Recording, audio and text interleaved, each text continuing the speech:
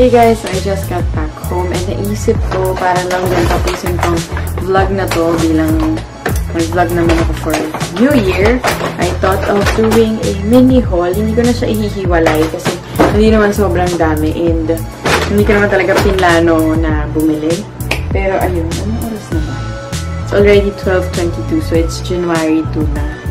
Anyway, so yun. Pakita ko lang sa inyo bago ko na ayusin yung aking room. So, first sa Typo.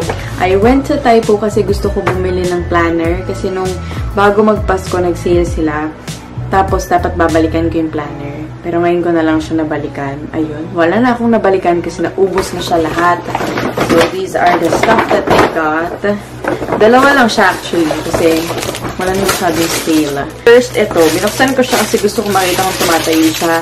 This letter R, which I'll be displaying sa aking table siguro, or kung saan ko man siya pwede ilagay. This is originally 279 pesos. I got it for only 120. Ayan. So, pwede siyang ihang. Rose gold glitter. Pero hindi siya rose gold. It's more of like pink. Very new itsura niya. And then, lastly, I got this folded paper lanterns. This is originally $7.99 and I got it for only 200 pesos. So, yun siya. Diba? Cute. Perfect for summer and you guys know how much I love the color pink. So, ganyan siya.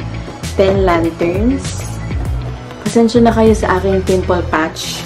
Just because, you know, I had a pimple just right before New Year. Saktong-sakto pa siya guys sa gitna. Ayan. I'm using yung color black na pimple patch. Wait, let me get it here. What's the name?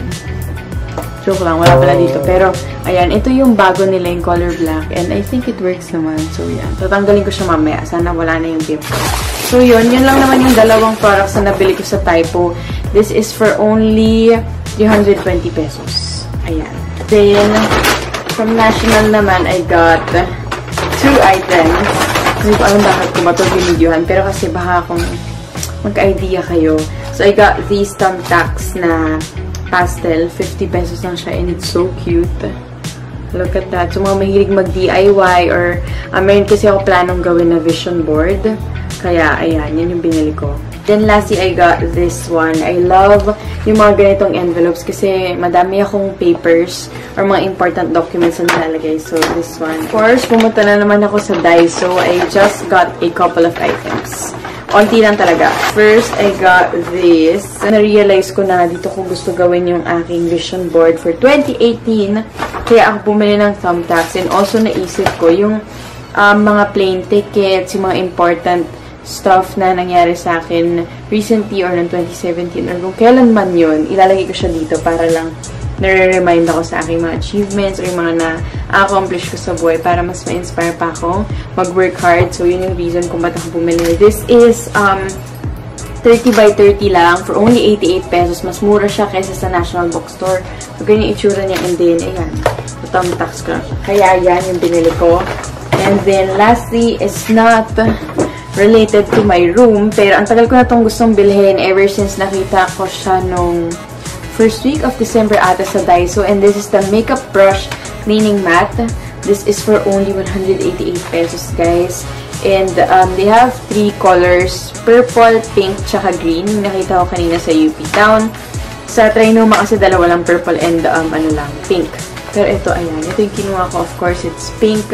So, that's how it looks like. It's a matte. So, yung mga walang budget pang Sigma like me, sobrang mahal ito, guys. I'm excited to use this. And lastly, I went to Pape Melroti. This is my go-to shop ever since I was young. Like, maliit pa ako. 50 years na sila, guys. So, mga mahilig sa mga DIY dyan or cute stuff. First, I saw this one. This is like a mini banner or reminder for me to be patient with yourself. And this is for only 25 pesos. So, sa inyo na mga mahilig magsabit-sabit ng kung ano-ano. Ayan. So, ayan, ang ganda niya. Lastly, this one, I've been looking for this yarn kasi ito pala. Pakita ko sa inyo. Binili ko siya sa Daiso, yung wooden pinch. Ayan, gusto ko kasi mag-DIY ng mga photos, tapos naka-string. Matagal ko na siyang binili sa Daiso. Hindi ko lang siya nasama sa haul before. Sobrang mura nito, 88 na ang dami na. You have 24 clips. Tapos, alam mo yung mga Polaroid effect. Tapos, isasabit mo siya sa wooden yarn, ganyan. Ayan. Pero feeling ko nga, parang ang laki nitong nabili ko. Siguro kung makakita ko na maliit, pero ayan guys. Kung naghahanap kayo ng mga ganito, bilhin nyo din siya sa Daiso for only 88. And then, itong yarn, I got it for only 15 pesos. So, yun lang naman guys ang aking affordable room decor New Year haul. Thank you so much for watching, and I hope to see you on my next videos and vlogs. If you have any other questions or suggestions, kung saan ako pwede pang mag-visit for room decors or kung ano mang pwedeng pang-organize, do let me know in the comment section down below, and I will see you next time. Bye guys!